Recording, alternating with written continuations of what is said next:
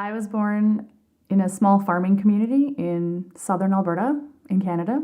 My immediate family did not attend church, so I did not grow up in a Christian home. It was an invitation to attend a home church. So the years leading up to this invitation, I was seeking something. And I was definitely searching whatever trendy religion there was at the moment. I think at that moment, it was Tibetan Buddhism, and it was moving into other forms of Buddhism. And I was reading books and going to lectures. And I had moved from Alberta to Vancouver. And I was attending a music program attending school in Vancouver. And one of the young women that I was in the program with, she was a Christian. And I was like, oh, that's nice. You're a Christian. That's it's kind of like oh, good for you. So she kind of, to me, had that, I guess to back up a little bit, the way that I grew up and how my mom spoke of people of faith just made it sound like they were unintelligent, sheep followers. Nobody was independent, and they seemed to, according to the belief of my mom, was they really did not consider the value of women. So women were just little people. So this young woman in my course was very bubbly, very perky, and seemed quite, innocent. And she's like, I'm a Christian. And the first thing I thought of, oh my goodness, she fits the stereotype that my mom used to speak about. And we actually ended up becoming really good friends in the program. And she was getting married this summer during our summer break. And I offered to do makeup for her wedding. She was getting friends to do things for their wedding because they didn't have a lot of money. So one couple was taking pictures, and then they had this pastor from their church. And there's a lot of people involved in organizing the wedding. So I just said I would give her the gift of makeup. And I ended up needing a ride to her wedding because it wasn't in Vancouver. It was in Okanagan in British Columbia. And she said, well, I'll find you a ride. So I ended up getting a ride with another couple, and they were the couple doing photography. And we spoke briefly about church and how they knew my friend. And at the time, when I look back at it, I was very involved in New Age practices, but I wasn't wholly committed to anything. And you turn to astrology and numerology, and you seek advice from advice columns or everything else in the world. But when it comes to seeking God, well, that's a possibility. But there's all this other stuff you can get advice from that's almost an instant gratification. So what they were explaining to me didn't seem fancy. It didn't seem very exciting. And it didn't seem like an instant gratification to answers that I've had for years, or the void I was trying to fill. We got to the wedding. It was great. It was wonderful. The ceremony was really funny, and the pastor that performed the ceremony, I ended up getting to know he and his wife at the reception that night. And then the next day, they offered me a ride back to the city, to Vancouver. So it was several hours back to Vancouver from where we were. And I had no idea who he was, except for this really funny guy that married my friend. And apparently he was a pastor. So we ended up, they just ended up letting me talk about community that was missing and the things I was searching for, and I just talked and talked and talked, and I don't ever remember talking about Jesus, or I do remember talking about how I didn't think church worked, I had a lot of opinions that were quite misguided. A few days later, they dropped me off. It was great. It was nice. I didn't think I'd ever see them again. So a few days later, when the phone rang in the middle of the night, I had no idea that this was the beginning of what is me now sitting here sharing my testimony. And that phone call was from the Edmonton police. And I had lived in Edmonton a few months earlier.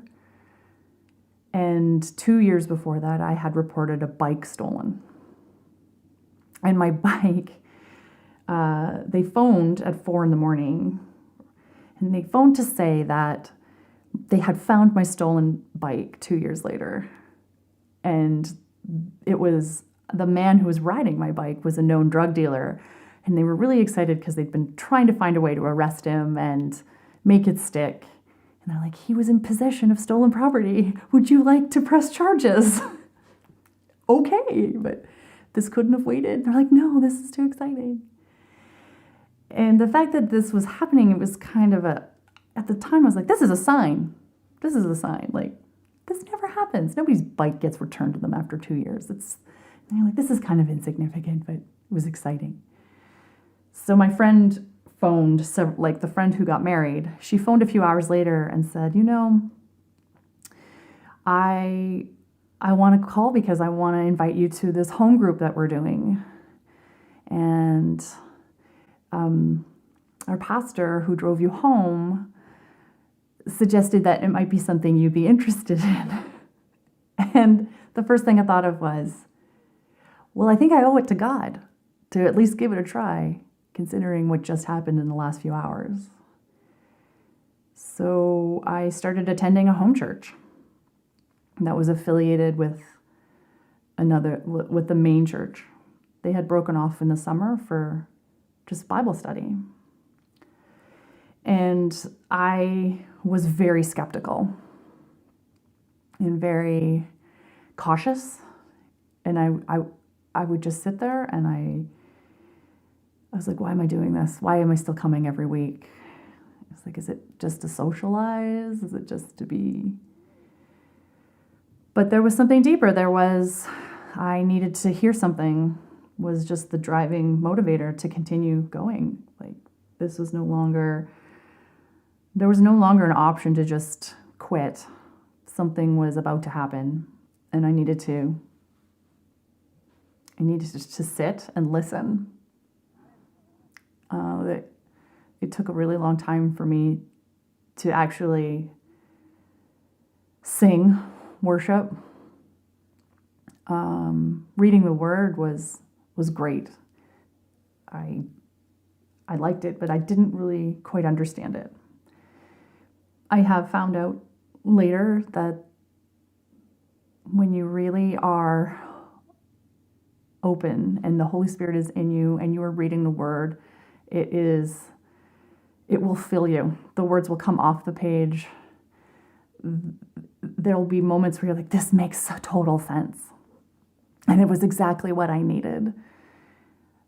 In the beginning, the Bible was just a book. And because of the background I had and the opinions of my family, they was just full of nice stories.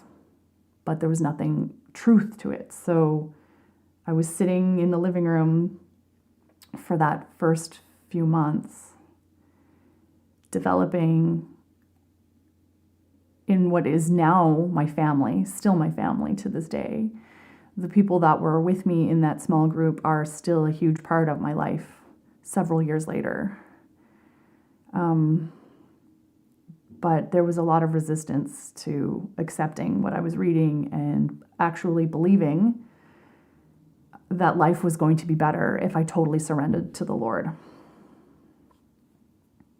There was really just no evidence. There was really nothing that stood out at that moment. But I kept going. So when the summer ended and the groups were finishing, it was time for everyone to go back to church. And I had just started to warm up to the group and the small size of the group. And the pastor who was leading all of us, who I had gotten to know quite well that summer, I just kind of clung on to the congregation, that particular congregation. It was a small congregation at a larger church. There was 3 services, so I just went to one and just showed up faithfully every week, and not knowing quite what was going to happen, and just being open to possibility. So for a very long time, I used to sit in the back row, just like, I wouldn't say glaring, but definitely watching everybody and just kind of seeing how they were acting. I'd never been in a church, and it was a fairly charismatic evangelical type church. So the first time I saw somebody's hands go up during worship and singing, I was like, that's not what's going on. As a musician, I couldn't understand how these people were behaving like this. Like, why are you putting your hands up? And some people would be running around the congregation or just spontaneously dancing in the aisles. And I couldn't even bring myself to stand up. I was just sitting there, just watching it all happen.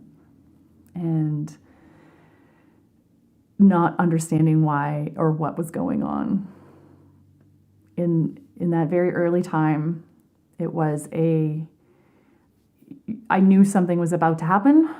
I knew that it was, you just choose this old life that's been going nowhere and constantly